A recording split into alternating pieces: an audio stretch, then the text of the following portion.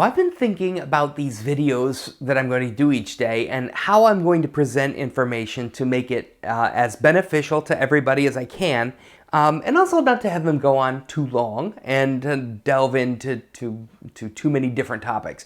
So what I'm going to do is I'm going to limit each daily discussion to two things. The first thing is going to be a technical aspect of cameras, and it's a little bit tricky to discuss technical settings or technical things because cameras all do them differently. Different companies do things different ways, or even sometimes name them different things. So that will be the first thing, and you will probably need to delve into your manual a little bit, or just explore on your camera until you find that setting and how it works on your camera. But be patient, take a few minutes and do that, because that's how you get better, and that's how you move forward with photography, is learning how your equipment actually works. And then the other thing is going to be completely non-technical. It's going to be some aspect of photography or some approach to shooting or a thought on creativity or something that is totally not a technobabble thing, and then we're going to go out and we're going to shoot, and then we're going to come back and share our images.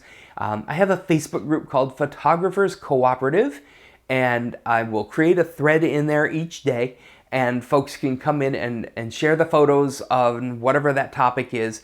Now, if you're finding this video on a different day than when I published it, that's fine. You can find the thread for that topic, or just drop the photo right in the group. I mean, we're not super fussy in there. It is all photography related. We generally do not expand our conversations out to politics or anything like controversial. It's just photography. One little request: when you do apply to join the group, just mention your camera or something. There's 3 questions in there. If you leave them all blank and I don't know you personally, I will not automatically approve it, because we do get like fake accounts and bots and spammers and stuff like that. I try to keep all that out. So just draw, whatever your camera is, or even if you're using an iPhone, just say iPhone photographer. And when it shares, where do you share your images? If you have an Instagram or a Flickr or Facebook or whatnot, you can just jot that in there. Really, it's just I need something in there to just show me that you're a real life human and not a bot. All right, so on to our first thing, the light meter. All right, so light meters are built into all modern cameras, and they're going to show up like almost like a ruler in your viewfinder on the LCD screen on the back of your camera. Most likely both in modern cameras. So the way that works, on one end of that scale, you're going to have a plus sign, and on the other end of the scale, you're going to have a minus sign. And then right in the middle is going to be a 0. And there's going to be some sort of a little marker that indicates how much light is coming through and hitting your sensor based on the settings of your camera at a given time. And usually you activate your light meter just exactly like you would do your focusing by pushing your shutter button halfway. So when you have your camera up and you press the shutter button down, it's going to take a meter reading, and you're going to see a little triangle or a little arrow, and it's going to indicate on that slide bar what your exposure is.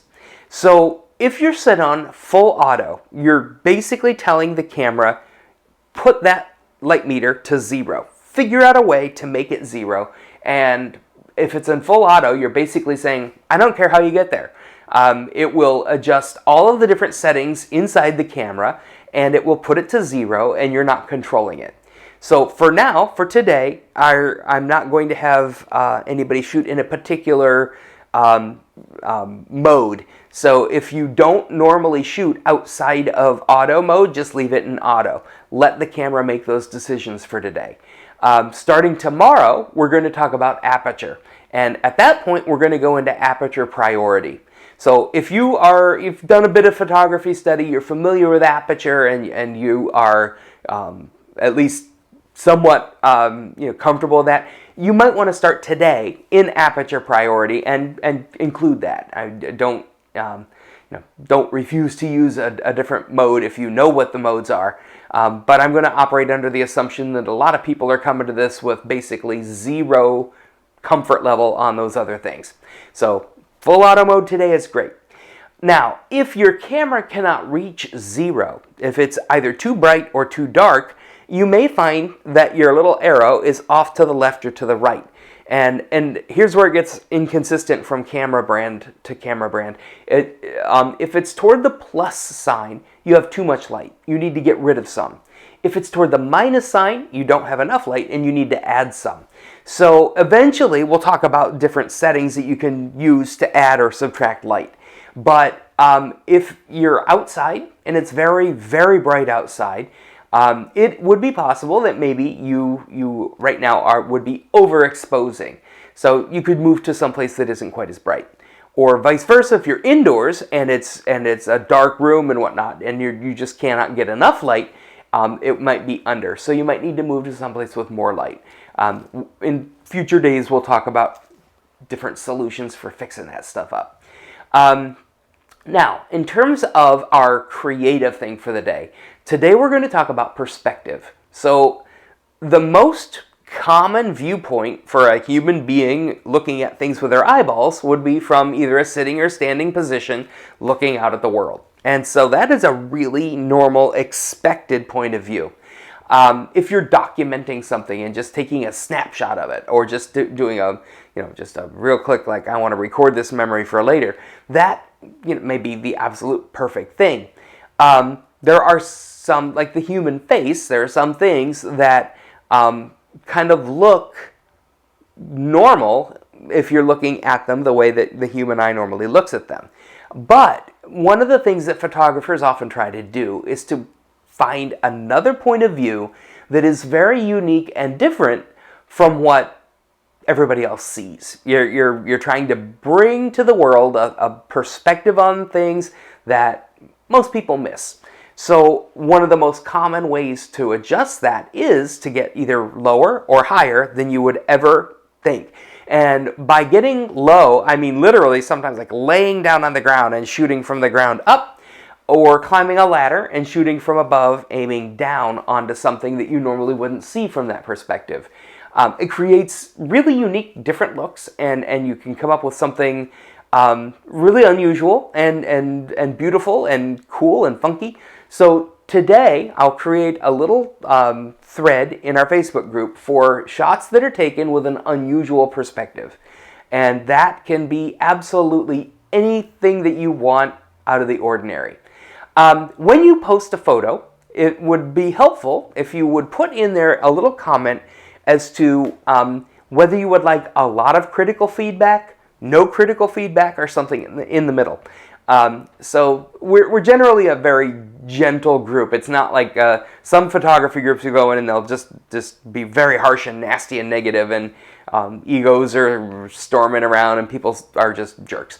Our group isn't like that at all. Even on the harshest criticism that people would get, it would just be like, well, technically I think you could have done this, this, and this. This looks overexposed, or this looks, it's just kind of technical picking apart, but nothing personal. If you don't want that picking apart, you just want to share the photo and let people enjoy it for what it is, that's fine too. Just say no CC, no constructive criticism. And that way we'll know that we're just, you're sharing it out for us to take a look at, and that's awesome. So yeah, that's it. If you have any questions, probably the easiest thing, you can comment on this YouTube video. If you don't do Facebook and you're not going to be joining us in that group, by all means, that putting a comment here on YouTube is fine. I tend to be more quick in responding to the comments on Facebook.